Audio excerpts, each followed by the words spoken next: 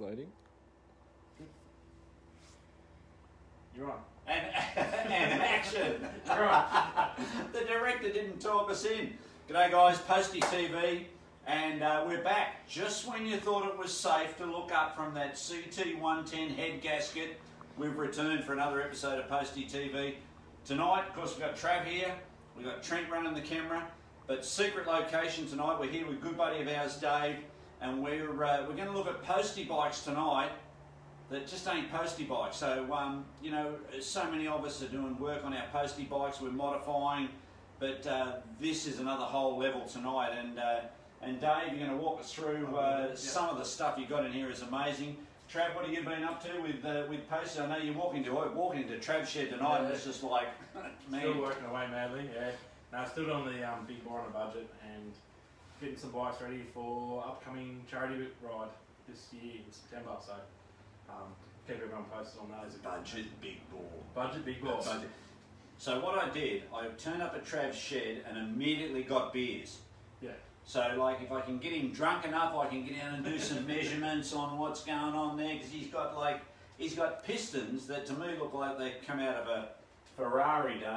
Yeah. So yeah, budget big. I'm loving that, man. Yeah. Absolutely loving that. So it's you know, in the 125s, like everything you've got going on, man, I'm digging it. And the videos you're doing, yeah, absolutely loving, man. So well, we might, without any further ado, we've got a lot to get through tonight. Yeah. We might jump in, and Dave, if you want to walk us through, like I say, posties that ain't posties. Yes. Mate, I'll give it to you, and Trent, you can just film what's going on. But you want to start with the Ferrari? Well, I think that the one we probably should start with is the Ferrari, because that's what got me into posties to start with. My dad has built racing cars all his life. We've grown up with racing cars, and I sort of reached that point that I thought, well, I want to learn how to build one, but on a budget, number one, and number two, something that wouldn't take 6 years to do. So my father and I built this Ferrari 156 CK as a billy cart to start with. The reason I got into postie bikes is because I needed wheels. So I bought two old posties, stripped them down, used the wheels, used the clutch, the brake pedal, not the clutch. I used the brake and the gear shift levers in here and the engine in the rear, and sold all the other bits off to pay for the build. And I've got to say, man, like you saw what happened as soon as I walked in, because we got talking about hill climbs and Formula Libre, and it's like, I love the whole open wheel thing, especially these home-built open wheelers. Mate, go on in, get in there and show us around, and especially you need to look at the back end of this thing, kids, where the motor is. It's not competitive, and it really was built for fun and as an exercise. And you'll notice that a lot of the things I do build are built along with a theme. And when I built this, my little brother, who's not so little anymore, he built a Brabham. So I built the Ferrari and he built the Brabham to the same scale. I was lucky because the engine was hidden in mine, and he had to build the exhaust system and the intake and everything was insane. But it was all pretend, and that's the best part about it. So with the back of this, it is fundamentally styled on a Ferrari 156 from 1962, and the engine sits in the back of it, and the brakes are postie drive, which has got the cush drive, and the brakes here. Because the output shaft was behind the axle, we had to bring it through a lay shaft gear back up to the axle through here, and the wheel was driven by two sides, but we just found that we just kept snapping hubs. So we just brought it back to one so that it could, you can sort of see the bolts through here for the drive. And that's what the back end does. It is fully 4 gears through linkages, through here, that goes through the gears. And the good thing about it is when kids are driving it, they're not having to think about the clutch. They just pull the gear lever, pull the gear lever, pull the gear lever, or push, push, push, and it does shift beautifully. So it's kind of like a supercar sequential shifting. It is sequential, and it goes through the gears, and exactly the same. And that's just the original gearbox. You haven't altered that in any way. It's That's just not it. just This leaky is distillate. actually a 6-volt. I think it's a 6-volt engine, and it is actually the first Postie bike engine that our dad and I put together. Yeah. And the good things about it, the funny little things is the exhaust at the back is correct for the car, and the exhaust or the outlet is offset to the exhaust. Yeah. So you actually get boop, boop, boop, boop, boop, boop, boop, you know, as it, you can hear the two exhausts. No, that'd be great. As soon as I saw the back end of it and I saw the two exhausts underslung there, it's like that's very typical of that era of that car. This car is it's a caricature of the real thing, because Yeah. the real thing, if it was scaled down, would actually be a metre longer. Yeah. They were very, super very long. long cars. I think the thing that I love about this era, I know this is the Postie bike show, but like that round sides of the cars of that era. Yes. You know, it was basically a tub, and then they put some round sides on it. Well, just, the genuine car yeah. had the driver, and these were petrol tanks. Yeah. So Yeah. these rivets you can see here, I mean, this is all make-believe, but these rivets are thumbtacks, but they're positioned where the real ones are. You wouldn't want a crash that sit next to a fuel tank. Just And then the front end. What all Posties need: 2 external fuel tanks. Yes. So the front end, we've got a brake pedal. that's a Postie That's a Postie. brake lever. That's a Postie brake lever, and then the accelerator is actually a gear shift lever off a Postie bike. So we did those sorts of things well, we could have made pedals, but it added to it. Yeah, that sort of pays homage to the whole Postie. Yeah. Like I said, man, Posties that ain't Posties. Yeah. And it does. I mean, it's got beautiful suspension on the front, and the back is hard.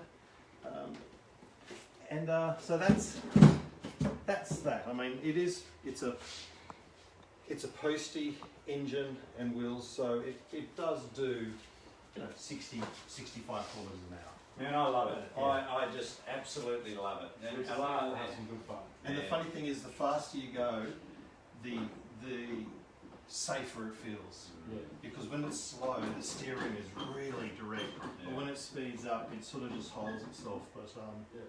so that's that.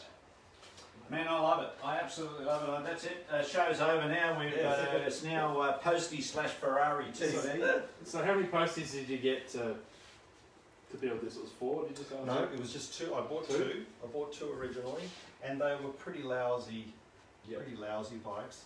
But when I sort of bought them, this was done back when you could buy a nice Postie bike for $250. Yeah. Oh, So.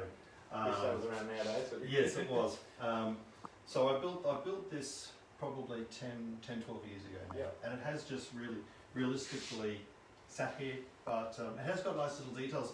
And I know this is not Postie biking, but this is some of the fun we do to make things period correct. It's got it has got like the badges on it.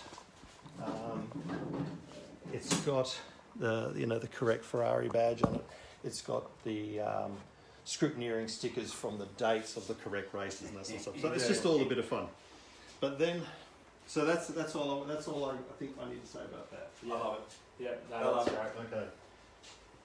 It's beautiful. I love it. It's fun, and I mean, when you take it to an event or something, kids just want to climb it because it's their size. Yeah. So it's all good. Oh, that's great. Well, next another again.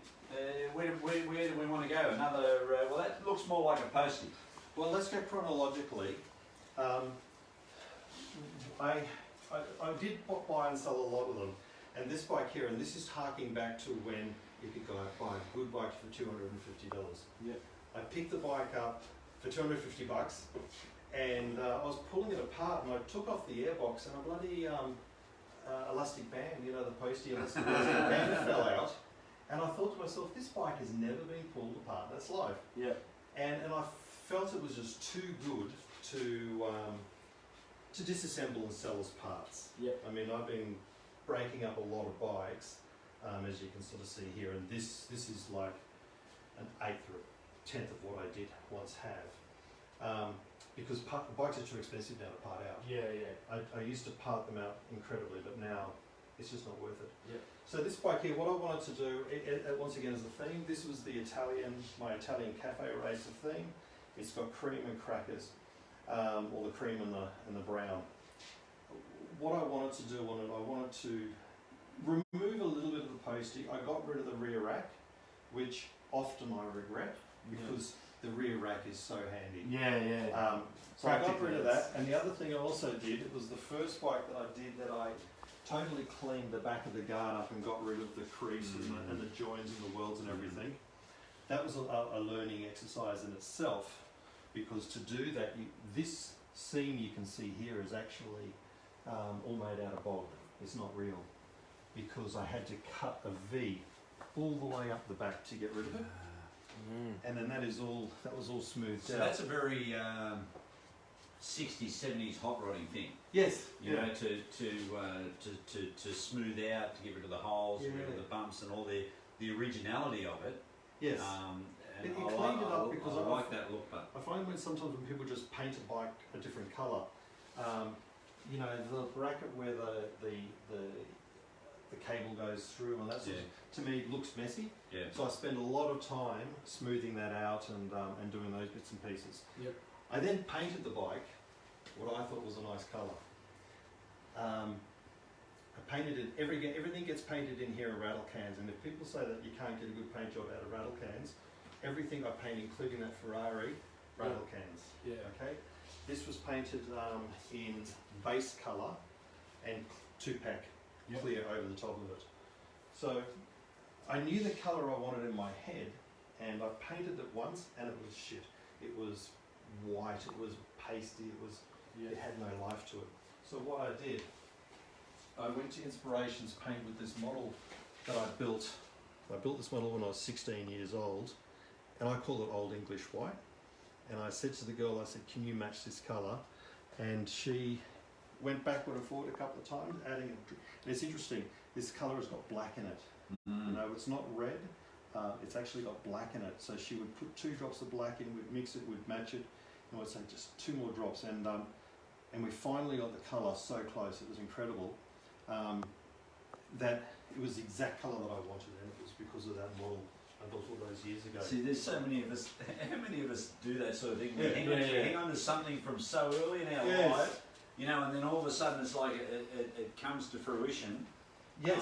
And I think you nailed the theme, like that sort of, when you look at that, it looks like that sort of, you know, like you've seen it in the movies, you know, where they're at that cafe on the side of the road somewhere in Italy, and it's like, that's really what it's got. And the white walls really set off the colour, and the fact that it's got no boots, so that there's chrome highlighting parts of it, but then the engine is black, and the mechanicals are black, and the exhaust once was black as well. Yeah. So that's. I like it, man. I think this is the bike that I ride. I ride this one to work when the weather's perfect, which is in Surfers Paradise. Yeah. And were you? Oh, so you were riding this at the nuts? Oh yeah. So in fact, the funny thing is that mud from the mat it's still everywhere. So sticky. Yeah. I washed this bike when I got home, and I thought I did a good wash. Well, you did and there was horrible weather down there. But you did the days. I actually pulled out one of those rides because I was like, I'm not keen on it. But I was also sort of riding around in the mud, having a bit of fun. I had a bit of fun. That's actually a vinyl with a stitching. Yeah, so that to me is, I love little details like that, like rather than paint.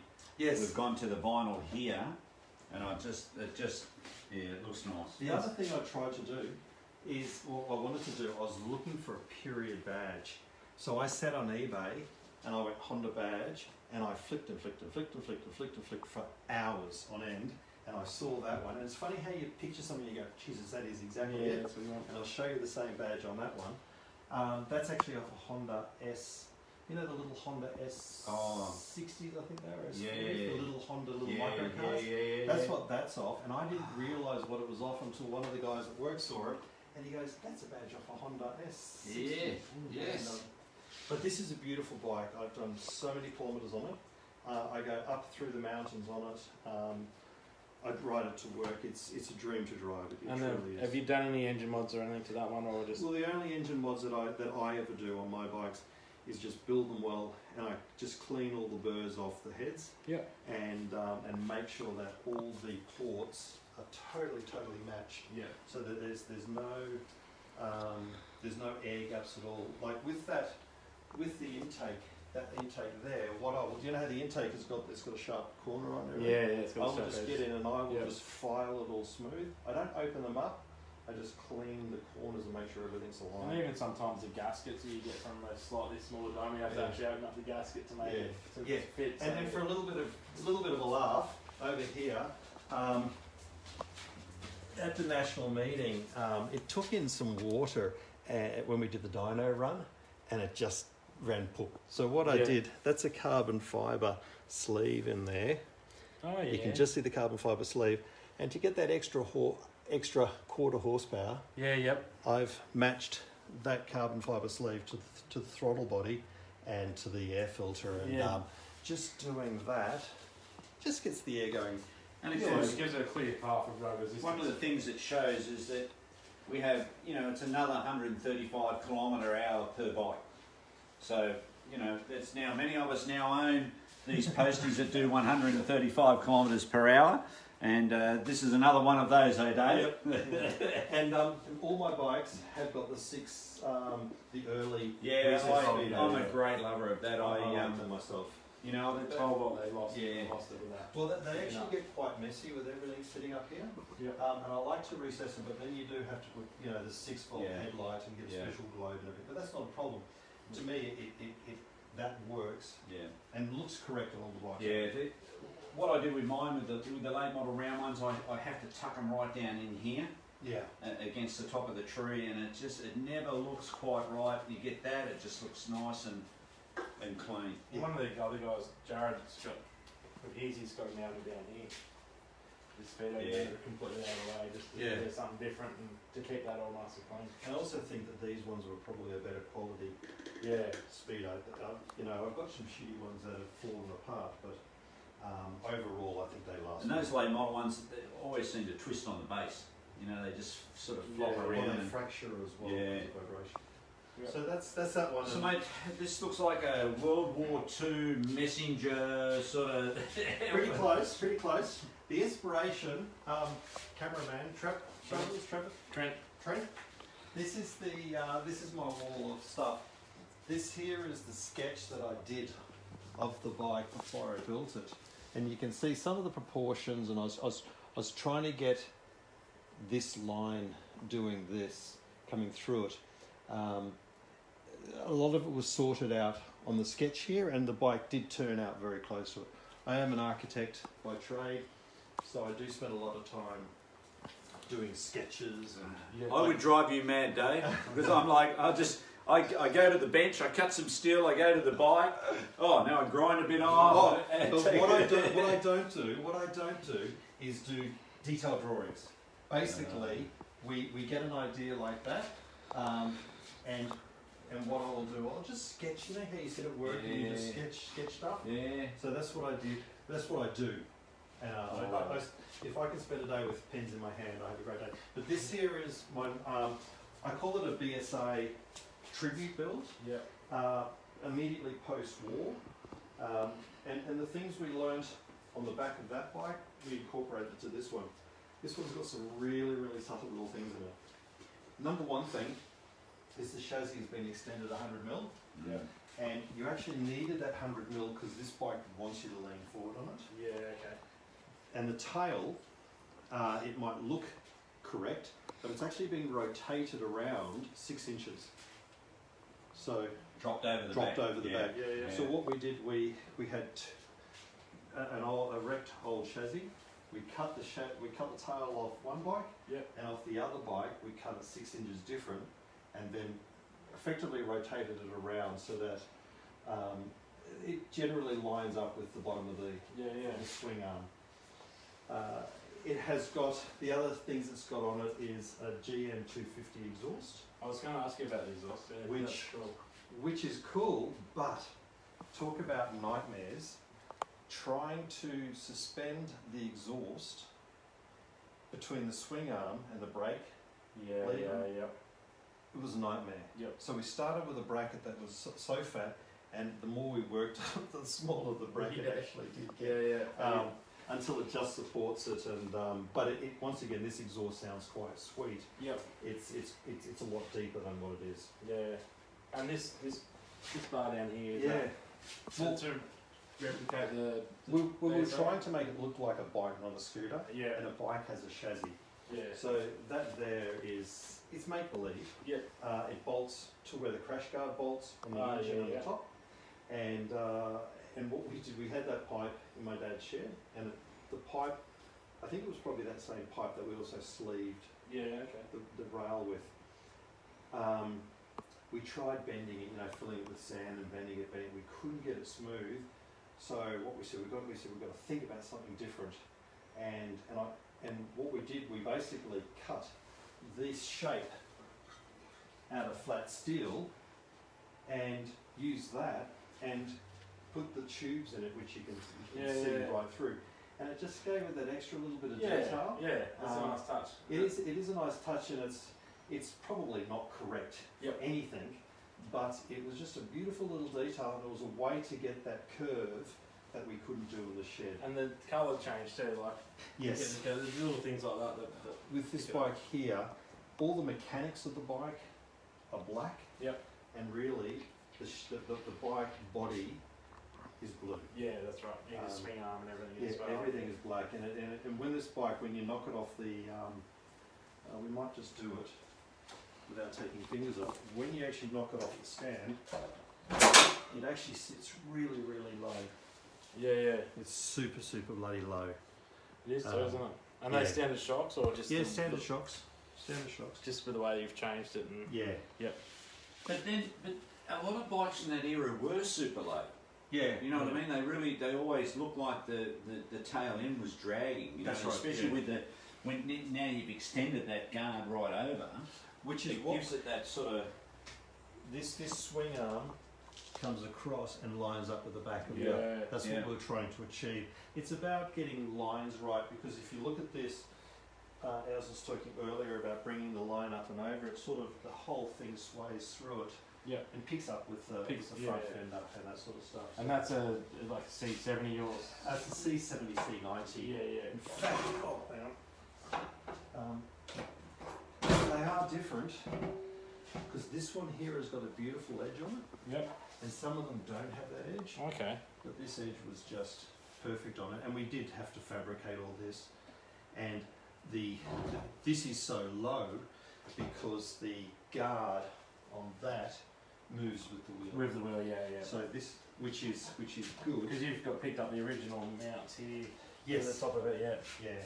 And so that's why that sits so low. We actually replicated that on the BMW bike, which we'll see soon. Yep.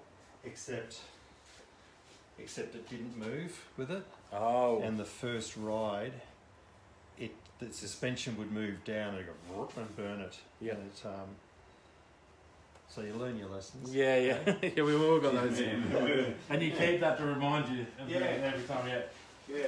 I tell you what I love. And this is what I've done on mine, is remove the boots so the springs are exposed. There's something about that. It just those looks, it looks very mechanical. I love things that look like the engineering. I just love mechanical looking things, And it's which is why I exposed them on that as well. And because mine's all satin black, and it's just something about it. Just the front end of that thing, it just looks, it looks mechanical. It looks,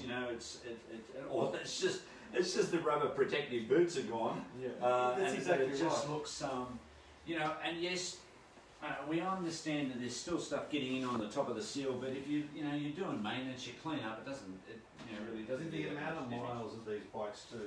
Exactly. I actually think that's to a certain degree the rubber boots hold water. Yeah. These things here. Here it's easy to clean out, and you can see what you. That's you exactly can see. right. You can see what's going on. Yes. But I love that, mate. It's again another great example of what you've done. Little things like that key down there. Yep. It's moving that because obviously with the tank you got to put it somewhere. You had to put it somewhere, and the funny thing is that's the hole that the fuel lines. not the fuel lines. Yeah, the fuel lines. Yeah, fuel lines. fuel And lines. Here's the funny thing. What we actually did, we welded that hole closed, and then we went. We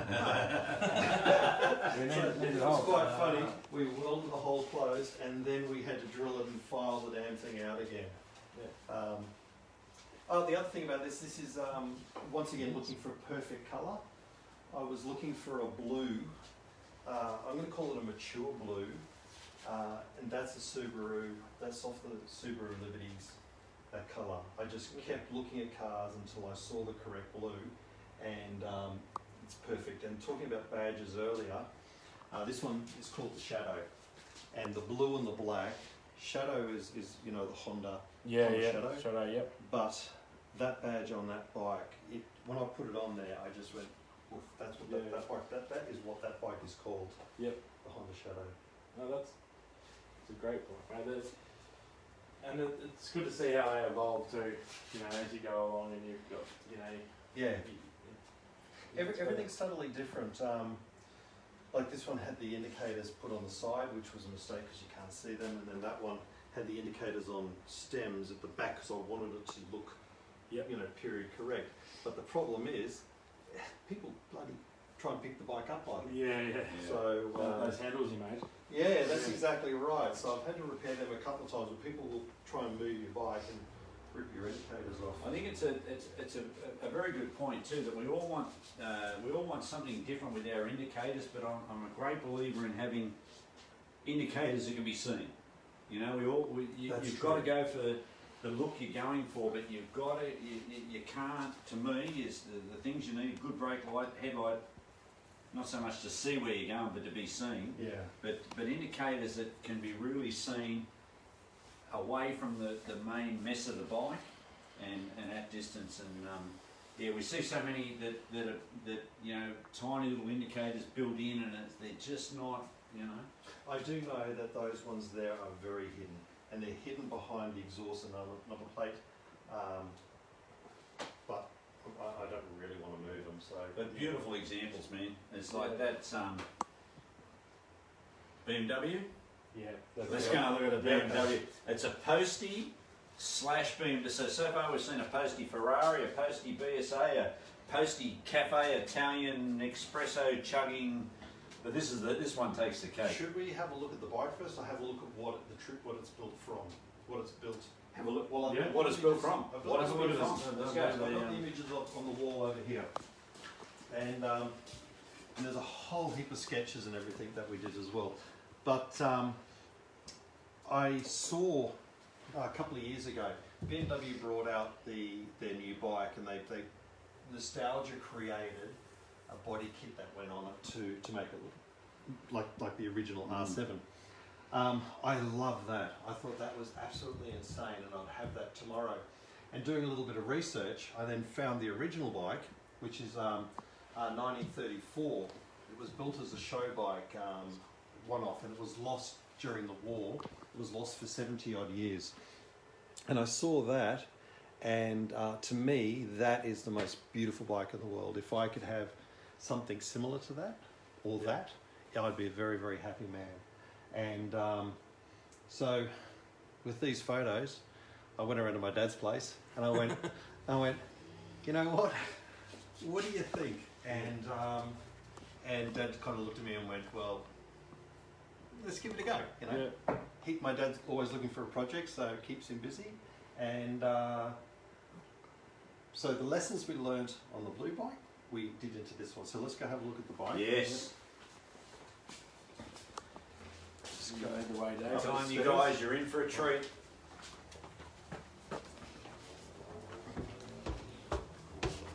Yep. Not only is this Postie TV on the road, it's Postie on the go. Postie on the go. Look at that. Well, Dave, jump in there and walk us through it, man, because this is like, honestly, I've seen pictures of this bike, and pictures of this bike simply do not do justice to seeing the thing in the flesh. And you know, I noticed the look on your face when you were looking at those photos on the wall, and I love that sense of excitement and passion that people have. Yes. So, mate, walk us through it, because it just looks beautiful, man. Well, first thing we did when we started this bike is we found out what the wheelbase of the real bike is, and this handlebar height and all that sort of bits and pieces. So even though the bike has got 17-inch wheels instead of 19-inch wheels, we tried to get 19s to work. Yep. But this bike was finished like 20 minutes before I drove to the Postie National meeting last year or the year before. Yeah, yeah. So we were against the clock. But wheelbase wise, it's correct. Handlebar height is correct. Seat height, it's all correct. Yep. But the wheels on the original bike are 19-inch or 21-inch. They're a lot bigger. Yep. It is 100% Postie underneath all of this, and the whole bike can be all of this panel work, all of this, all of this, all of this, all of this, unscrews and pulls off. The chassis has got like a space frame underneath it to support it all. These heads, 650cc heads, have got bolts going through to hold all the panel work on as well. Yep. If you want to get down, you can have a look in here. You can see the engine in here. Might not have enough light, but so the whole thing does pull apart, and all of my builds are everything's fabricated by ourselves, myself and my dad. Everything is modified or touched in some way, including this rear rack that you buy off eBay. We got it, and then we had to modify it to suit the shape of the rear wing and everything. Everything's done. So I think your dad's going to be in high demand over the coming weeks and months now as we farm him out to. Yeah, that's exactly right. To Postie builders. Yes, and so it's a fixed rear end on it. Okay. Like the proper bike is a fixed rear end as well. Yep. Now what we have done, we tried to make sure we kept enough Postie that people would go, Jesus, that is a Postie. Yeah. So that's, I just noticed you looked at the swing arm. The swing arm we've done black. Yep. So what we wanted to do is that people could see the swing arm and go, Postie bike. See the brake lever? Bracket? The original bracket. We left that black so you could go Postie bike. The engine you can see. Yep. When I took it on the Distinguished Gentleman's Ride, people were going, where do you get parts for this? Where's this? Where's that? And then we're riding along, and one guy's riding next to me, and he goes, is that a Cub front end? Yeah, exactly. See, that's the thing, I say this all the time. And I'm on a build at the moment, and I'm building a Postie / early Moto GP bike.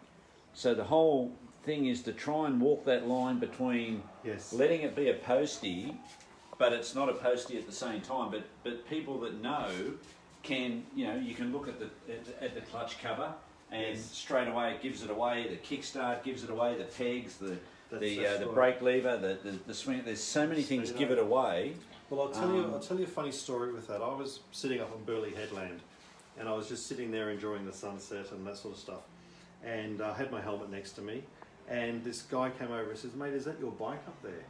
And I went, yeah, that's my bike. And he goes, well, you probably need to go up there because the police are looking at it.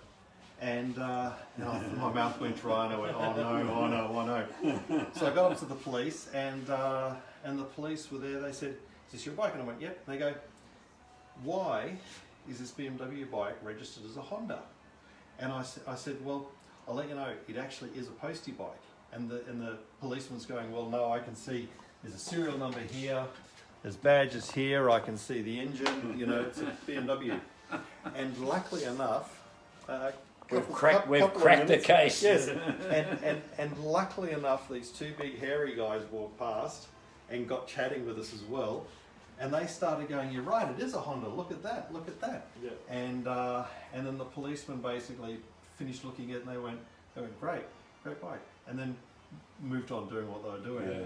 And but luckily enough, those two guys came along, because the policeman weren't believing because you cannot see the VIN number, the VIN because plate, of the way the front end sits on it. So but I just love, there's sometimes I love those early days of hot rodding, and sometimes I'm not. I don't know, it's a day by day thing. Some days I'm really into custom stuff, and other days I'm like, I just want the thing to look mean and go. But then when I see this in the flesh, just the way that you've sort of constructed that shell around Yes. the Postie bike, and but still have, like I say, have left enough Postie shining through. And you say about still being stuck on the 17-inch wheels, it doesn't look out of proportion. No. Like the length of it, and as you say, you've got all the heights We've right, got the heights but and the lengths wheels right. still, fit in there Yes. just, nicely. Luckily enough, these wheels, especially love the back ones. These are the Kel Speed Rims. I think they're Kel Speed is a brand, and they are wider, yeah. and they're only subtly wider, but they just look totally different than a Postie rim. They do, yeah. And on the back end, particularly the back end, the wheel sits perfectly, and it's actually the front is a 275 and the back's a 3. Yep. That subtle little difference just makes the back end look Yeah. good. I was going to say the back end, don't notice it at all that it hasn't got the 90-inch like that. Yes, it because looks great, because it sits over it. The exhausts, once again, everything is done to a budget. The exhausts are Harley Davidson exhausts, and I got them 2 exhausts. There's one on both sides for $50. Oh, nice. And And are they both running? yes, they both go through. Yep. And once again, compared to a Postie, it's got a really deep tone. Yeah, that would Until you park it next to a Ducati or something. Yeah. And then it sounds nothing. So at Distinguished Gentleman's Ride, it sounded beautiful until someone with a proper big bike started it, and then it sounded nothing. But Yeah, I'm the same on my Steve McQueen Great Escape Scrambler Postie. I love the sound of it until a real bike comes along, and then I just quickly button off the pad and just like sort of putt along. Man, the handlebars. I just love that shape. There's something about these handlebars, just the rise and the way they pull back. It just. well, it's interesting. The 3 bikes have got different handlebars. The cream one's quite wide. Yep. And the blue one, they're actually really narrow, and it has a totally different feel. Even though they're all Postie bikes, totally different feel. This bike here, it actually really encourages you to lean forward on it. Unfortunately, I wish I was a lot smaller, because if I was a lot smaller person, proportionally you'd fit on the bike so much better. Mate, you're a typical Postie-shaped Postie rider, mate. Well, look, when I look at my Postie GP, which was the Scrambler before, I had my own front end that I constructed here with clip-on bars that come right down here. So you were down in that super, like, your chest and your chin almost on the front of the tank, and you were like, and it was the most, like, you could only ride for about 20 minutes at a time. You'd have to get off at a set of lights and stretch your back and get back on. So, but it's just a beautiful looking, position, and you did such a great job on it, and to go from the drawings that you see to that, like, that's such a man. The little things like the serial numbers and plates and stuff that you've made up for it. I don't know if you can see that, Trent, but it's also the way the way everything flows into itself. Like, see this aluminium panel here? Like, the guard overlaps it, but this aluminium panel comes down and then folds out, so you can't see down the side of it. Yeah. But this guard overlaps it. I think there's something nice about panels, things that overlap, and the way that this sits flush to the underside of the tank, so it looks like it should have been. Nothing's done nothing's mismatched. Necessarily. All flows in. And you say you ride and the ride and stuff, the performance and everything's like it rides. Same as a Postie bike. Same as a Postie. Except that it doesn't corner because the exhaust is low here. Yeah. And as soon as you try to corner, it lets you know that you get sparks coming out of the back, basically. But I've taken this bike up Springbrook. I've taken it up Beachmont, through the mountains, and on the Distinguished Gentleman's Ride and that sort of stuff. It's beautiful to ride, and you do get a lot of double takes and stopping and talking, and it's perfect.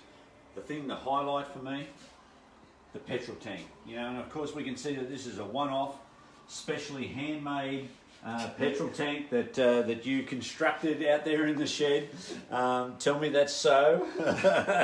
Of course I can see, and I think I said to you as soon as I got in there, that's the same as my tank. Yes. It's It's guys, it's an eBay tank, and I know sometimes we go, we don't want any of that Chinese rubbish off eBay, but I've got exactly the same tank, and it has been a godsend. It's been a great tank.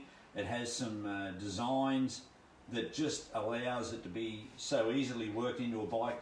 And the way you say about this panel here fitting the back of the tank, the same way my seat is able to be worked around the back of that tank because of the way that it's shaped. Yes. And it's like super cheap. I think I bought mine for like $49.95 or like something. that, yeah. You know, and Including it's been postage, it's been a great tank. You know, it's and it's got the look. There's something about that shape that sort of lends itself to making it look like it is a tank from you know 30, 40, 50 years ago. So a beautiful job, man. Absolutely beautiful job. And the other thing about it is, which you can only just see, is this is a BMW colour, and it's actually is the BMW graphite blue. So it's got it has got, and you can only see, you can't see it in the light here all that well, but under sunlight, the corners, It's speckles. you can actually see it here if you look here. I don't know if you can see it with the camera at that angle, but it picks up the light with a blue speckle that you just don't see until you really look at it, and it's in the sun. It is tremendous, and the pinstriping. Oh, once again, I learned stuff. I did between. Actually, after this bike, I built another bike, which was a Golf Racing, the Porsche Golf Racing colours. Yes. It was blue and orange. Yeah. And what I did. We good on? Yep. And what I did on that one, I was doing two-tone paint, and the pinstriping that I learnt on this, I then did on the next bike. And the pinstriping was just, I thought it was going to be a nightmare, but it just turned out so. For you youngsters out there that pinstriping is something that was huge back in the day. I can remember my old FC Holden. You know, it was black, and we went around and pinstriped that thing. You know, we bought pinstriping, and away you'd spend all hours sticking it on. It was like it was a real art. And of course, you see the guys that paint. Oh, that's my dad does like that is. My dad's a sign rider for 45 years.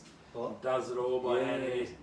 I've seen him do carriages, like for not royal carriages, but the same sort of thing. And he just grabs a wheel and he just puts his brush on it, spins the wheel, takes it off, and there's a perfect. I have trouble cutting in on the cutting in the paint to the cornice. It's like and the scrolls and little things he does and trucks and. Sort of stuff. Well, I might talk to him for my next bike, because my next bike. You'll have to send the parts down to Melbourne. But he's down in Melbourne. So all of a sudden, everyone's father's being roped in now to. I will do a trade. I'll get some parts made, and you can get some. Well, Dave, it's been it's been a super treat. To see these bikes in the flesh, the Ferrari, the Cafe Racer, the BSA Special, the BMW. It's been. You know, an absolute credit to you, man, because it's these are beautiful works of art. But the thing I love is that they're being ridden. You know, and I play around a lot in the BMX world, and a lot of BMX bikes are built, and that's where they sit. Yes. They're never ridden, but as you pointed out, you know, all your machines have got little bits of chips and stones and stuff where it's, you know, they've been ridden. That's an absolute credit to you, man. But it just. Thank you so much for letting us come in. It's been great. It's been awesome. So, mate, I don't know what you guys are doing, but I'm out. I'm heading off to squeeze into the Ferrari. And if you guys can keep Dave occupied here for a little bit, if you hear a Postie fire up, it's not me heading off into the distance in the Ferrari. But that's it. Is that about it, eh? That's it. That's a wrap. Well, guys, as always, thank you so much for joining us for Postie TV. Dave, thank you so much for having us down here and letting us look at your machines. Trav, thank you for everything you're doing with Postie TV. The videos that you're doing on your budget, your budget big bore build. And look, go back and check out all of Trav's videos for your charity builds and everything. There's so much going on over there. It's great stuff. Thank you so much, Director Trent, for filling in tonight and doing all the filming and keeping us on track. Dave, thank you. Thank you so much. We'll see you next on Postie TV. So,